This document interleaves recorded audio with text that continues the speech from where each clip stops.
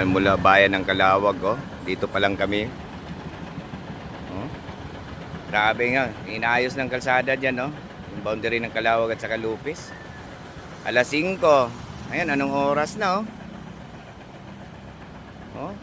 Hindi pwede patayin eh. Wala matabihan. Grabe na to. Sobra na, oh.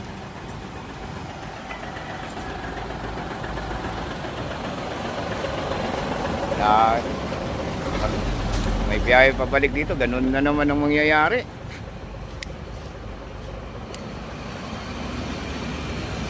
Boss Dante, sobrang traffic dito sa Calawag.